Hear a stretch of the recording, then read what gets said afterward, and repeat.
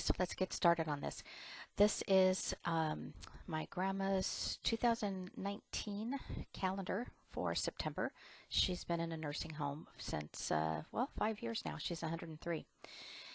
These images here that I've created are all the print and cut feature. And the first thing I usually do when I start designing my calendars is I set up a faux base, just so I know where I want to place things. Now you don't really have to do this. This is just something I prefer. So I clicked on the fall, and I'm showing you right now that if you right click once you're in the right margin, you can figure out what images or what cartridges or image set it comes from. And I wanted to thank Jonah for showing me that. Click on the eye and Autumn Celebrations. For September, image info, and I don't know why it said no results found. I'm going to do that again. And click on the view cartridge, and that's from months of the year. Now I went ahead and changed the color of that one to a print for the September. Did my pine cone, and now I did my squirrel. That's create a critter. Clicked on the eye. It shows you where it's at. And then my September, I clicked on and I changed it to print. Then I was able to change the color. And I did color, pattern, and that one right there is super cute. Alrighty, so now I'm going to go ahead and send it to the printer. I had to delete that map because it was thinking it was too big of an image, and I'm going to go ahead and print these out. Okay, so now I'm going to go ahead and put the leaves on. I want to cut them because I'm going to be putting numbers on them. So I'm closing out on all the eyes on this, and I'm going to go to my images and type in fall leaves. Now I know the specific one that I want is from Designer's Calendar, and so I chose the cartridge and Designer's Calendar in a minute here, but I just wanted to show you all these super cute images here when I typed in fall leaves.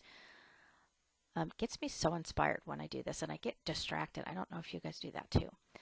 For some reason I didn't find the pattern or the image that I wanted, so I just went into my cartridges, and I have no idea why it did that. I don't know if you guys are having this issue as well, just not loading. I don't know if it's my internet or stuff that they're doing on the Cricut side. So I'm scrolling down here. I knew eventually I would find it. Was crossing my fingers it wasn't under one of those that were still trying to load. There it is. And I cut that in 1.5 inches. I used shimmer paper. Worked really well. And I don't know why I put it up in the corner. Not a big deal. Now I'd already done a sample cut. So on my mat I had that had already been cut out. So I moved that one down there. And I typed in 31 and then I applied it. I always cut an extra one when I do my calendar. And the shimmer paper cut out really well on the 60 pound. So we did that. And we're going to take it to the mat. All right, all the images are ready. One thing I'm going to do different this time is I'm going to use some of my Distress Oxide ink, and I'm going to water it down here on my acrylic block and do some flicking. And I got that technique from Kristina Werner, and she has a blog and a YouTube channel and everything. So I will try to find a link and include that. All right, it's going to take a while for me to make this, so I'm going to speed up the camera and turn on some music, and then I'll be back.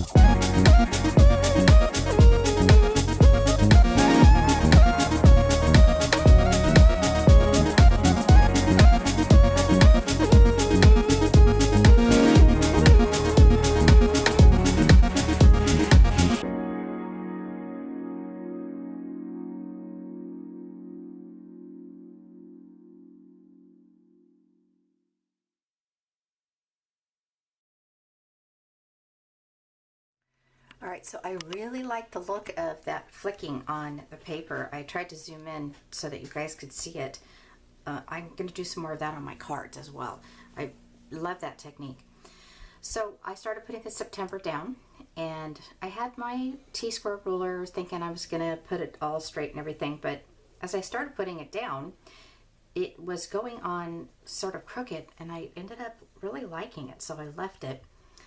That's just a logical thing, right? Put a ruler down and letters that hang below are not going to line up, so silly me. So I put my fall and my acorn on as well. The white gel pen worked out great for this shimmer paper. I'm very lucky with that because I was thinking I was going to have to use a Sharpie or cut out the numbers.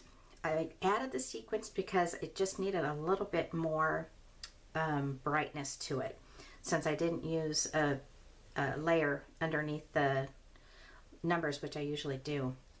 And I think this squirrel is super cute. I put little acorns there.